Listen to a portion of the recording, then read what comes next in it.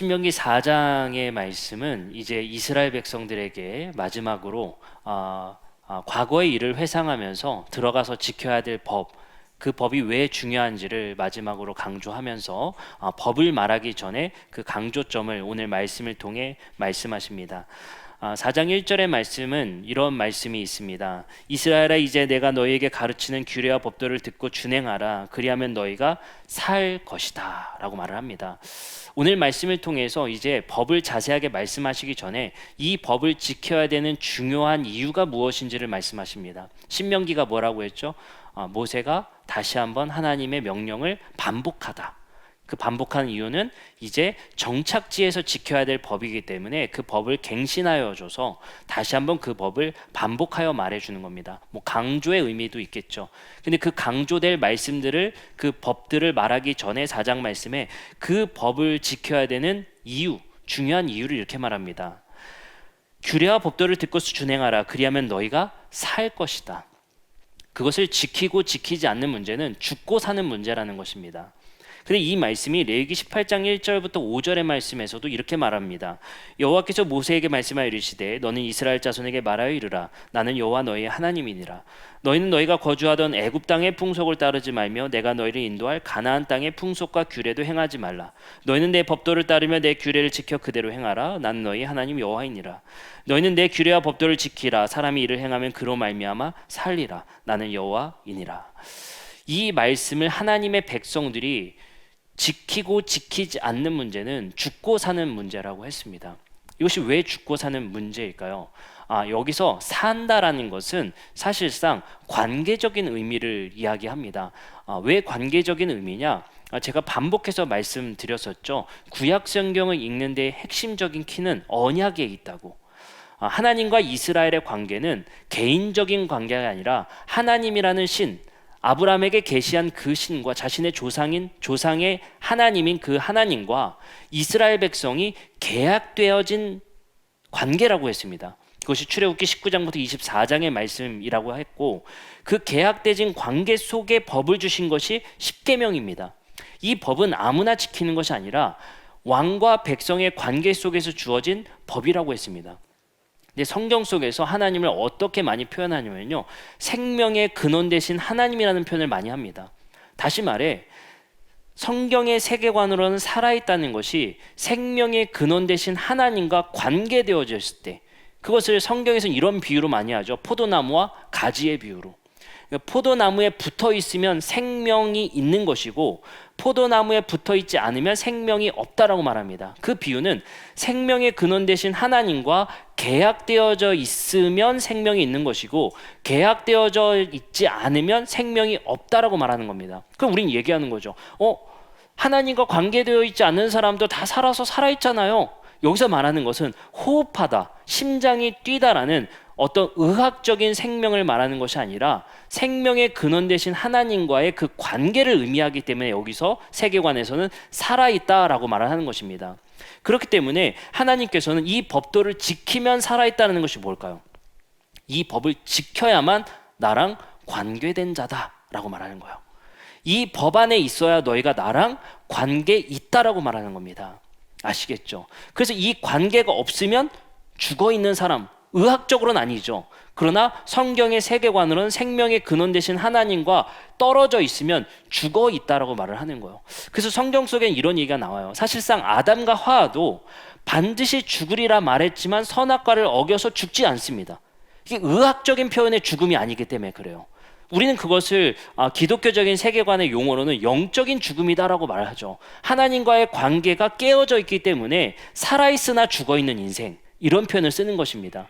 그래서 성경의 세계관으로는 호흡하다, 심장이 뛰다, 뇌가 살아있다, 이것이 살아있는 것이 아니라 하나님과 관계되어져 있다가 살아있다입니다. 그래서 성경에서의 오늘 말씀은 이 관계가 지속되려면, 나랑 관계 있으려면 내 법도에 따라 살라는 것입니다. 이것을 좀 더 쉽게 말하면 하나님의 정체성을 가지고 있지 않으면 나랑은 상관없는 자라는 겁니다. 하나님의 정체성이 무엇으로 우리에게 드러났습니까? 바로 하나님의 법과 계명에 의해서 하나님 자신의 속성과 자신의 정체성을 드러내십니다.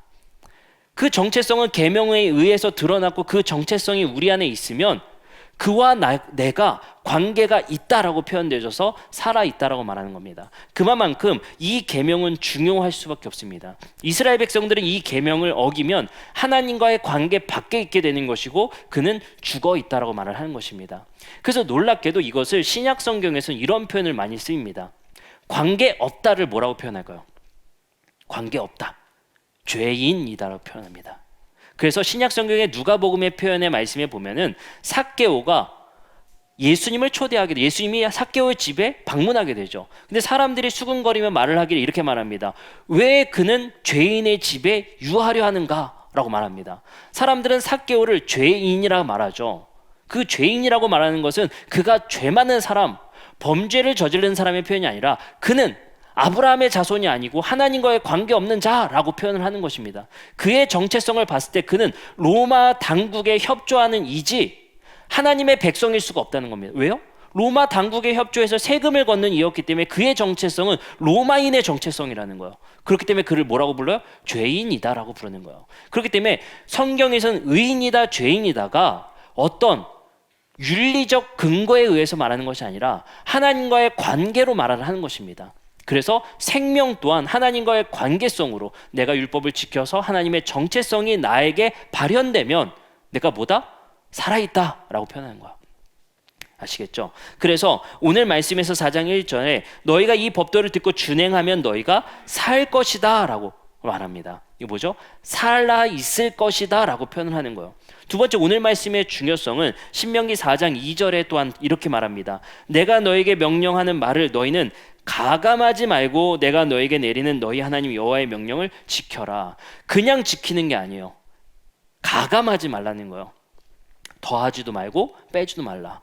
사실 이스라엘 백성들이 포로로 끌려가서 멸망하는 데의 중요점의 이유는 율법을 안 지킨 게 아니라 율법을 가감하여 지켰기 때문입니다. 그 실예로 북이스라엘의 첫 번째 왕인 여로보암 왕은 하나님의 절기를 자기의 유익에 맞춰 지키게 되고 베델과 단에 단을 쌓아서 그곳에서 우상을 섬기게 합니다. 근데 그것은 사실 우상이 아니라 하나님을 형상화시킨 것이죠. 그리고 자신의 뜻에 맞게 제사장을 세우게 됩니다. 이런 것을 임의로 정하는 것, 하나님의 말씀을 변형해서 지키는 것 또한 하나님은 금지시키게 됩니다. 하나님의 말씀을 있는 그대로 지키라는 것이죠. 세 번째의 중요성은 이스라엘의 역할이 등장하게 됩니다. 신명기 4장 6절부터 8절에는 이스라엘의 역할이 무엇인지, 이 말씀을 지켜야 되는 궁극적인 이유가 무엇인지를 이렇게 말합니다. 너희는 지켜 행하라. 이것이 여러 민족 앞에서 너희의 지혜요 너희의 지식이라. 여기서 하나님은 공적인 책무를 줍니다. 그냥 지켜라. 이것이 지혜다, 지식이다 말하지 않아요. 여러 민족 앞에서.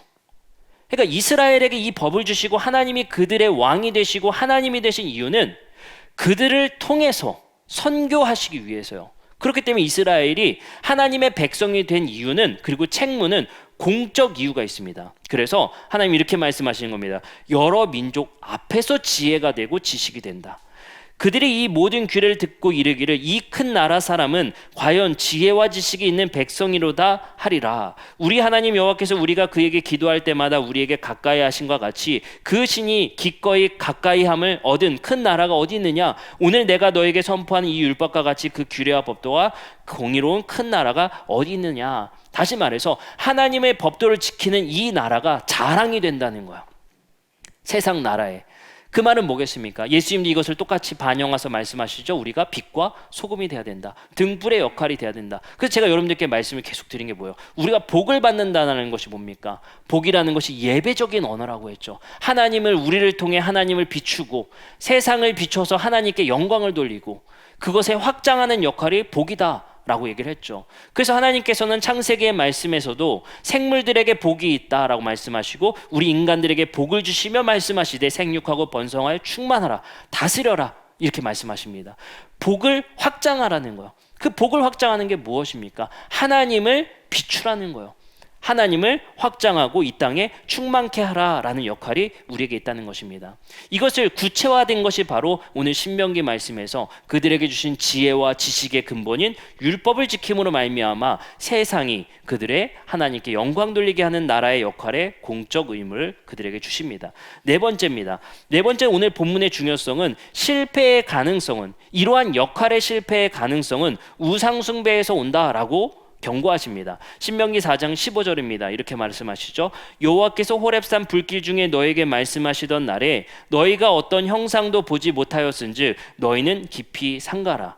23절부터 24절입니다. 너희는 스스로 삼가 너희 하나님 여호와께서 너희와 세우신 언약을 잊지 말고 내 하나님 여호와께서 금하신 어떤 형상의 우상도 조각하지 말라.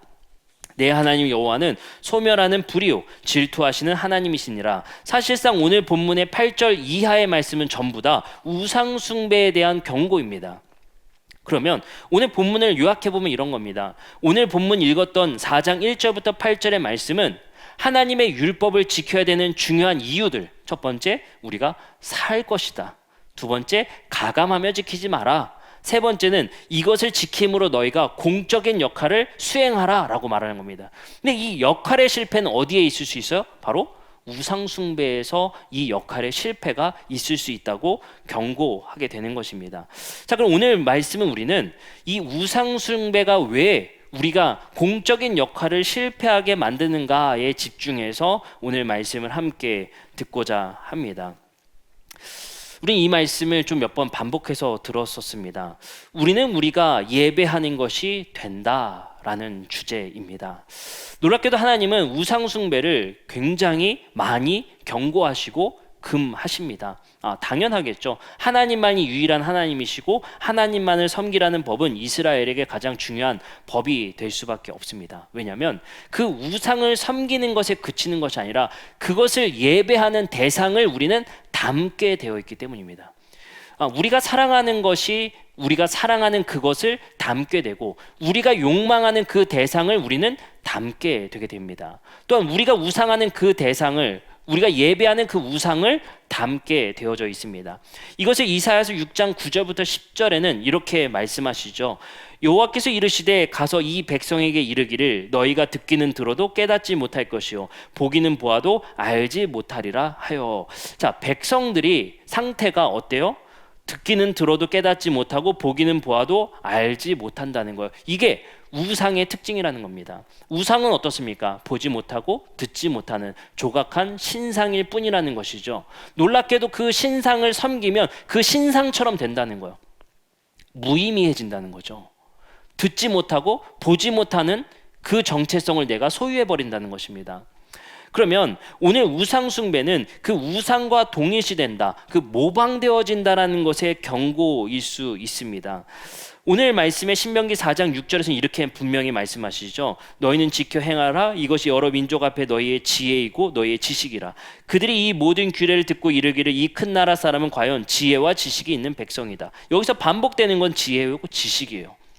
자, 그러면 우리가 우상을 숭배한다는 것은 참 지식과 지혜로부터 떠나진다는 것, 듣지 못하고 보지 못하는 것, 바로 보지 못한다는 거죠. 바로 듣지 못한다는 거예요. 왜요? 그게 우상의 특징이라는 겁니다. 내가 그 모방의 대상을 내가 섬기면, 예배하면 그 대상을 닮아갈 수밖에 없기 때문에 그렇다는 것입니다. 자, 그러면 우리는 그 몇 가지 예를 한번 들어보도록 하겠습니다. 출애굽기 32장의 말씀에 보면 우리가 많이 들었던 이야기가 납니다. 바로 모세가 시내산에 올라갔을 때 많은 금부치들을 모아서 금송아지를 만들어 숭배하는 사건입니다. 출애굽기 32장 1절에 그 우상 숭배 사건의 시작은 이렇게 됩니다. 백성이 모세가 산에 내려옴이 더딤을 보고 모여 백성이 아론에게 이르러 말하되 일어나 우리를 위하여 우리를 인도할 신을 만들라. 이 모세 곧 우리를 애굽 땅에서 인도하여 낸 사람은 어찌 되었는지 알지 못함이니라. 자, 보세요. 이스라엘 백성들이 아론에게 신상을 만들어 달라고 요청할 때 그 동기를 보세요. 뭐라고 얘기를 하죠?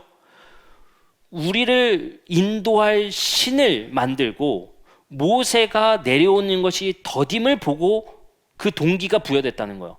그럼 이걸 한번 생각해 봅시다. 이스라엘은 사실은 제가 항상 얘기하죠. 좀 이해해 줘야 된다. 왜 그럴까요? 이스라엘 백성들의 지금 출애굽한 백성들은 사실은 태생이 애굽이에요. 애굽에서 뼛속 깊이 노예 생활을 했단 말이에요. 그들이 보고 들었던 것이 뭡니까? 애굽의 우상들이에요. 근데 애굽의 우상이나 바벨론의 우상이나 아수르의 우상이나 로마의 우상이나 헬라의 우상이나 모든 우상은 다 형상이 있어요. 무형상인 거는 오직 이스라엘의 하나님밖에 없습니다. 그게 아주 고유한 특징이거든요. 모든 것은 다 형상이 있어요. 그 형상의 대상을 숭배한단 말이에요. 그러니까 이스라엘 백성들은 하나님이라는 그 형상 없는 신을 섬기는 것이 너무 어색한 거예요. 오늘 본문에서도 나오죠. 나를 본 적 없다는 거. 그러니까 아무도 형상을 만들지 말라는 거예요. 근데 이스라엘은 이런 신 개념이 너무 낯설 수밖에 없습니다. 그러자 모세가 오랫동안 내려오지 않고 더딤을 보고 불안감에 휩싸이는 거예요. 왜 불안할까요? 보이지 않는 신을 믿는다라는 그 신앙이 엄청난 불안감을 우리에게 준다는 겁니다. 사람이 우상을 숭배하는 이유는 자꾸만 가시적이고 보이는 신이 우리에게 위안감을 준다는 거예요. 그 말이 뭐겠습니까? 사실상 우리는 어려울 때, 힘들 때, 위기에 빠졌을 때 보이는 것을 찾게 되어 있어요. 합리적인 것을 찾게 되어 있습니다. 정말 위험할 때 우리가 보이지 않는 신을 우리가 찾기보다는 당장 해결할 수 있는 방법, 그것을 먼저 우리는 간구하게 됩니다. 찾게 되어 있고 그것을 먼저 의지하게 되어 있습니다. 돈으로 해결할 수 있잖아요. 내가 중요한 백을 써서 해결할 수 있잖아요. 어떤 지인한테 연락할 수 있잖아요. 그것부터 생각하게 되지 우리는 절대로 보이지 않는 신이 먼저 생각나지 않는다는 거. 그건 우리의 속성입니다. 이스라엘 백성도 마찬가지죠. 모세가 보이지 않는 거예요, 더 이상. 그리고 보이지 않는 신에 대한 두려움이 있는 겁니다. 그리고 나서 이어지는 말씀에 이렇게 말합니다. 4절입니다. 아론이 그들의 손에서 금고리를 받아 부어서 조각칼로 새겨 송아지의 형상을 만드니 그들이 말하되 이스라엘아 이는 너희를 애굽 땅에서 인도하여 낸 너희의 신이로다 하는지라. 그러니까 다른 거를 섬긴 건 아니에요. 우리를 인도해낸 신을 보여달라는 거예요. 근데 하필 뭘로 말? 금송아지를 만들죠. 송아지는 힘을 상징해요. 그 힘을 숭배하는 겁니다. 하나님의 힘. 그것을 형상화한 것이 바로 금송아지입니다. 32장 25절에 이어지는 말씀에 이렇게 말합니다. 이제 모세가 내려온 거예요. 신을 숭배하는 자들을 본 거죠. 그렇게 말하죠. 모세가 본즉 백성이 방자하니 이는 아론이 그들을 방자하게 하여 원수에게 조롱거리가 되게 하였습니다. 여기서 두 번 반복된 단어가 있어요. 방자해 보였다는 거예요. 모세가 보기에. 여기서 방자한 게 뭡니까? 오만 방자하다의 그 방자예요. 매우 교만에 차서 자신만만했다는 겁니다. 놀랍게도 우상은 효과가 있었어요, 없었어요? 있었어요. 굉장한 자신감을 부여하게 됩니다. 그들이 다시 한번 나아갈 수 있는 힘을 줬고 자신감을 줬어요. 우리가 섬기는 우상의 대상이 돈이 됐든 물질이 됐든 어떤 거였든 그것은 효과가 있다 없다? 효과가 있어요. 그 효과가 나에게 즉시 다가옵니다. 뭘로요? 자신감으로. 그 자신감이 충만했다는 거예요. 두 번째 사례입니다. 사무엘상 4장 3절에 나오는 말씀입니다. 이것은 참 재미난 이야기예요. 바벨론 블레셋에 계속되는 패배가 일어나자 이스라엘 백성들이 장로들에게 요청을 합니다.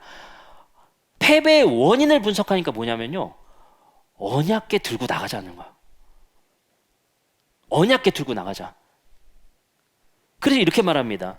사무엘상 4장 3절입니다. 백성이 진영으로 돌아오며 이스라엘 장로들이 이르되 여호와께서 어찌하여 우리에게 오늘 블레셋 사람에게 패하게 하셨는고 여호와의 언약궤를 실로에서 우리에게도 가져다가 우리 중에 있게 하여 그것으로 우리를 우리 원수들의 손에서 구원하게 하자 하니, 그래서 언약궤 메고 전투 한번 나가보자는 거예요.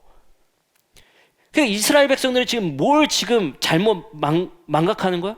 착각하는 거야? 언약궤를 하나님으로 생각하는 거예요. 이것도 언약궤를 하나님으로 형상화시키는 겁니다. 하나님의 중요성은 언약궤에 임재하신 하나님의 본체이신데 그 언약궤가 신이 돼버리는 거야. 그 언약궤 들고 나갑니다. 그리고 이어지는 말씀이 있습니다. 5절입니다. 여호와의 언약궤가 진영에 들어올 때에 온 이스라엘이 큰 소리를 외치며 땅이 울린지라. 자신감, 충만.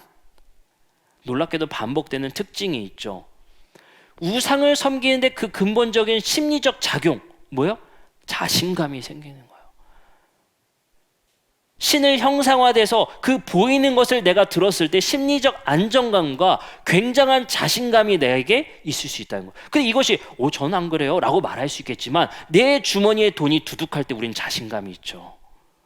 조금 더 좋은 차를 타고 다니면 나에게 자신감이 있죠. 어쩔 수 없습니다. 나에게 좋은 것, 물질적인 것을, 나에게 좋은 것을 내가 가지고 있을 때 자신감이 높일 수밖에 없어요. 어딜 갈 때 내가 몇천 원밖에 없이 내가 어디 좋은 행사에 갔다 오세요. 불안한 거예요.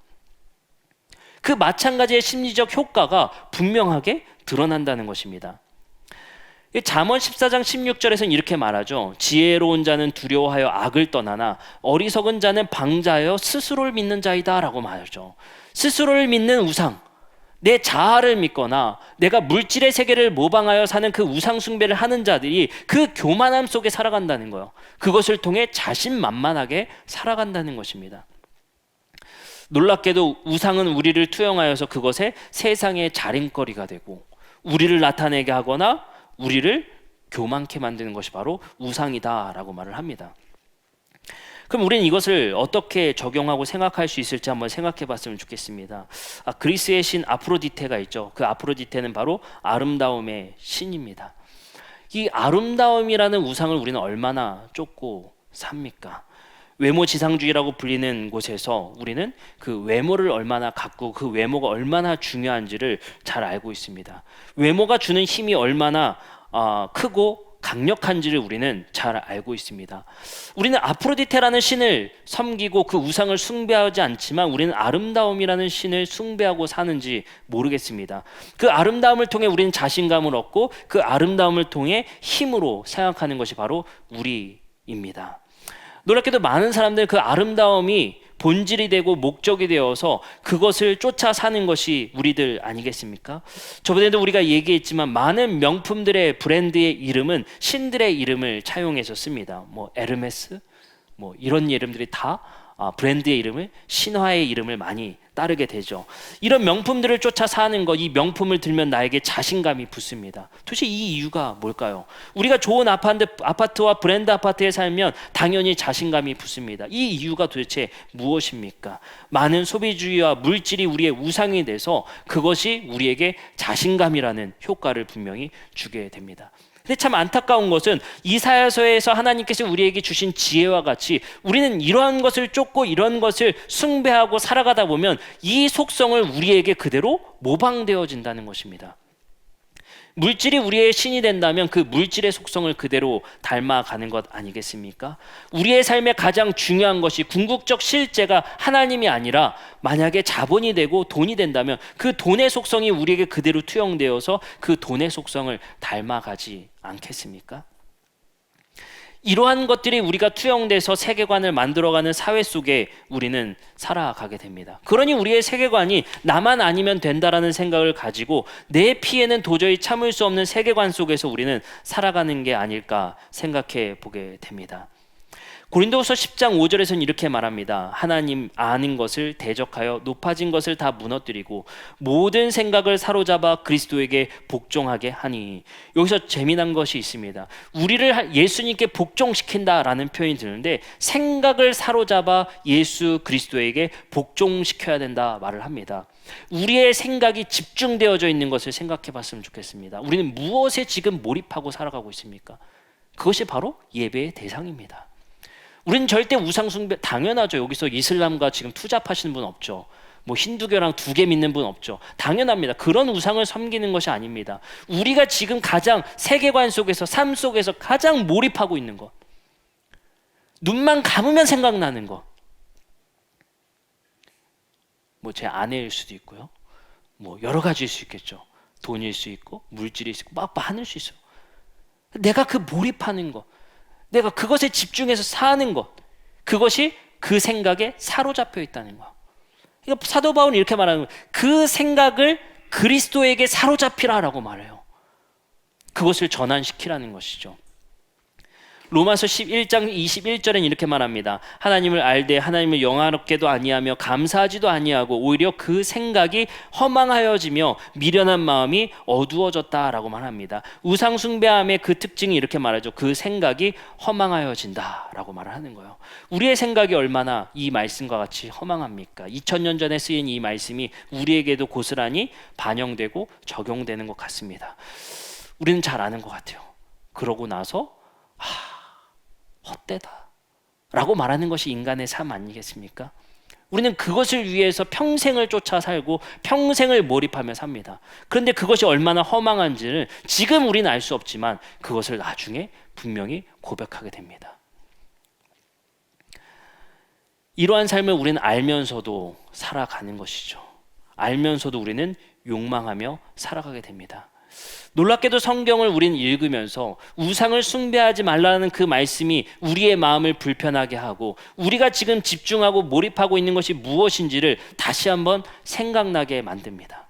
어쩌면 우리는 이것으로부터 완전히 벗어날 수는 없을 것 같아요. 그럼에도 불구하고 우리가 성경을 읽고 하나님의 말씀을 경청하고 듣는 이유는 무엇이겠습니까? 살기 위해서요. 하나님 안에서 살아내기 위해서입니다. 그것이 생명의 본질이고 온전한 삶이기 때문입니다. 그래서 우리는 이 삶으로부터 벗어나기 위해서, 이 세속의 삶으로부터 내가 몰입하고 있는 것부터 벗어나기 위해서 애를 쓰는 겁니다.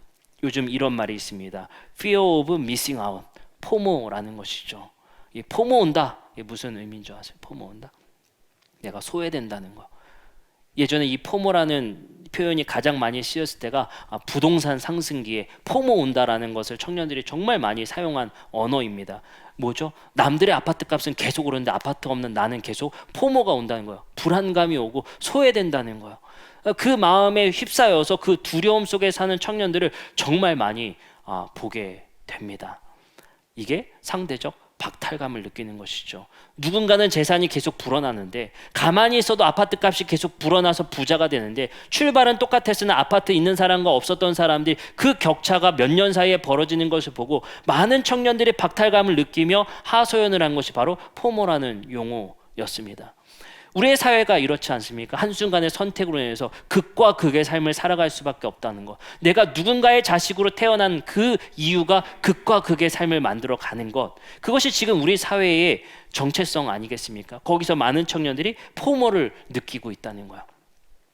왜 그런 포모가 오겠습니까? 우리가 모든 것에 몰입하고 집중하는 것이 거기에 있기 때문 아니겠습니까? 그렇기 때문에 그것에서 소외당하면 우리는 당연히 두려움 속에 살아갈 수밖에 없고 불안감 때문에 살아가기가 어려울 수밖에 없다는 겁니다.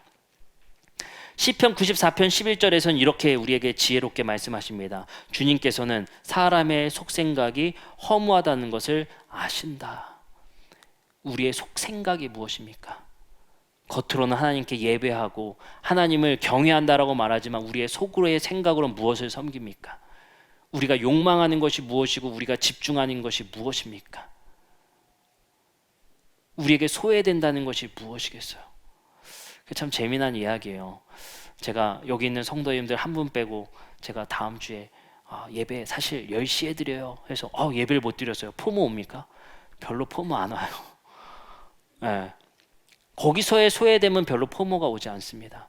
그러나 우리가 가지고 있는 물질로부터의 소외됨, 사회 구성에서부터의 소외됨, 누군가로부터의 내가 박탈감과 가난해짐에 대한 소외감, 이것으로 오는 우울감이 현대 사회를 살아가는 많은 사람들에게 강력하게 영향을 미치고 있습니다.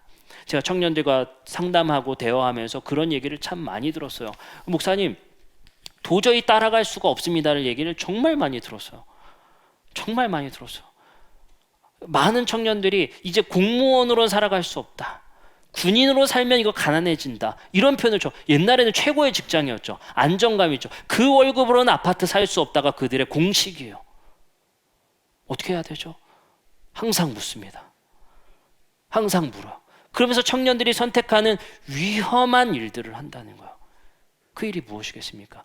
어떤 청년들은 이런 선택을 한다고요. 그 포모감으로부터 해결되기 위해서 엔잡러가 된다고요. 24시간 일하는 거예요.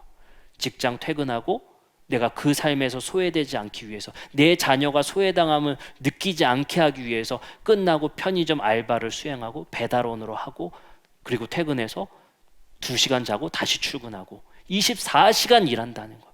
왜요? 폼으로부터 내가 그 경쟁으로부터 내가 소외당하지 않기 위해서 열심히 살아본다는 거예요. 어떤 청년은 이런 대안을 제시합니다. 어차피 목사님 이 월급으로는 틀렸어요. 이거 모아서 한 달에 50만 원, 60만 원 저금해서는 도저히 이거는 따라갈 수가 없어요. 목사님, 위험한 도박을 해보겠습니다. 아주 리스크가 큰 것에 투자를 해요. 그 선택지를 지금 어떤 선택을 해야 되느냐 고민하는 것이 많은 청년들의 세계관일 수밖에 없습니다. 왜요? 따라갈 수가 없다는 거예요. 그것으로부터 박탈감을 느끼는 많은 현대인들이 우울증을 앓고 있습니다. 얼마 전에 방영된 PD수첩에서도 많은 사람들이, 저는 정말 놀랐어요. 우리가 아는 제2금융권, 3금융권에서 대출을 받는 게 아니라 사채를 쓰는 20대, 30대 청년들이 정말 많다는 거예요. 근데 그 금액에 놀랐어요. 20만 원 때문에. 20만 원 때문에 3,500만 원의 이자를 냈대요. 30만 원 때문에 자살한다는 거예요. 우리 삶으로는 이해가 안 되는 거예요. 20만 원이 없어서 그 깡패들이 빌려주는 사채 일 100%, 150%래요, 이자가. 이거를 사채 20만 원 때문에 손을 댄다는 거예요. 충격적일 수밖에 없습니다.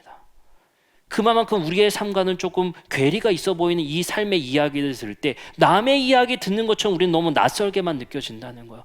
그러나 많은 청년들이 10만 원, 20만 원 때문에 고통받는 일들을 우리는 목격하게 됩니다. 이러한 세계관이 어디로부터 오는지, 이 현대 사회가 목적하고 생각하고 몰입하는 것이 어디에 있는지 우리는 밝혀야 되고 드러내게 해야 합니다. 성경은 그 근원을 계속해서 밝히고 드러내고 그것을 계속해서 고발하는 책이에요. 근데 우리는 그것을 꽁꽁 싸매고 살아가는 것이죠. 그래서 오늘 표현은 뭐라고요? 속 생각이 허무하다라고 말을 하는 거예요. 고린도전서 3장 20절엔 이렇게 말합니다. 또 기록하기를 주님께서 지혜로운 자들의 생각을 헛된 것으로 아신다 하였습니다. 지혜로운 자들의 생각이 헛되다라고 말을 하는 거예요. 빌립보서 4장 7절에 이렇게 말씀하십니다. 그리하면 모든 지각에 뛰어난 하나님의 평강이 그리스도 예수 안에서 너희 마음과 생각을 지키셔야 된다. 생각보다 신약 성경에서 중요하게 여기는 것은 생각이에요. 몸의 경건함도 중요한데 생각 지키기가 굉장히 중요한 거예요.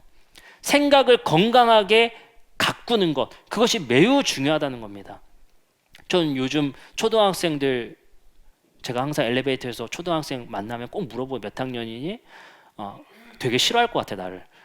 굉장한 꼰대라고 생각할 것 같은데 저는 꼭 말을 걸거든요. 너무 귀엽잖아요. 학교 요즘에 몇 명 해? 뭐 해? 이렇게 물어봅니다. 물어보고 얘기해요. 그러면서 제가 요즘에 문제의식을 되게 많이 갖고 있는 게 아이들의 생각이 건강하지가 않은 것 같아요. 그게 참 안타깝습니다. 아이들이 목적하고 몰입하고 있는 것이 너무 안타까운 대상들에 몰입하고 인생의 전부인 줄 알고 거기에 애쓰고 있는 것 같아요.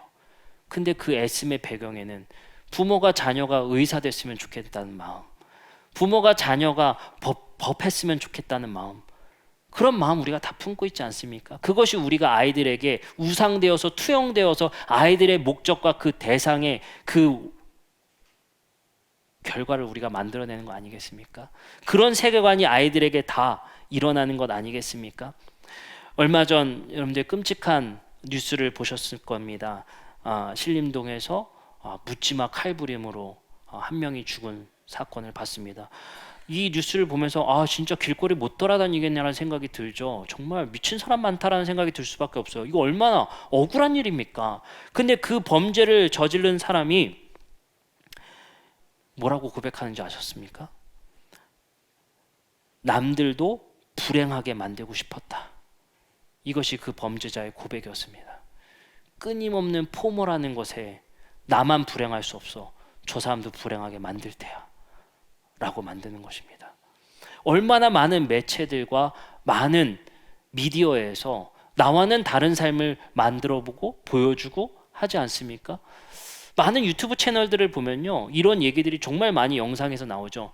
인테리어, 뭐 한남동 어디 아파트 인테리어, 뭐 무슨 슈퍼카, 뭐 어디 여행지, 다 그게 카테고리로 계속 알고리즘으로 뜬단 말이에요. 그런 것들이. 이런 것들이 계속 우리에게 노출되고 보면서 그 사람들의 삶은 도대체 뭐지라고 우리는 내가 그렇게 못 살지만 영상으로라도 그렇게 살아보자고 해서 그거 보고 있는 거예요. 그러면서 늘 우리는 상대적 박탈감을 느끼며 좌절하며 아파하는 겁니다. 전과 13범이 넘었던 이 사람도 똑같은 고백을 합니다. 남들도 똑같이 불행하게 만들고 싶다라는 거예요. 끊임없이 박탈감을 주게 만드는 거. 우리에게 참 행복은 무엇이겠습니까? 우리가 욕망해야 될 것이 무엇이며 우리가 예배해야 될 대상이 무엇이겠습니까? 우리가 하나님을 예배함으로 말미암아 건강한 것을 생각하게 만들고 건강한 것을 욕망하게 만드는 것, 그것이 우리가 하나님을 믿음으로 말미암아 우리에게 참 지식이 무엇이며 지혜가 무엇인지를 오늘 신명기 말씀을 통해 우리에게 말씀하시는 것 같습니다. 근데 우린 너무 잘 아는 거예요. 뭘 너무 잘 압니까? 근데 제가 안식일, 안식년, 희년 이야기하면서 그런 얘기 많이 하잖아요. 안식년 때 참 재미난 이야기가 나와요. 너희가 안식년에는 소출을 거두지 말라는 거예요.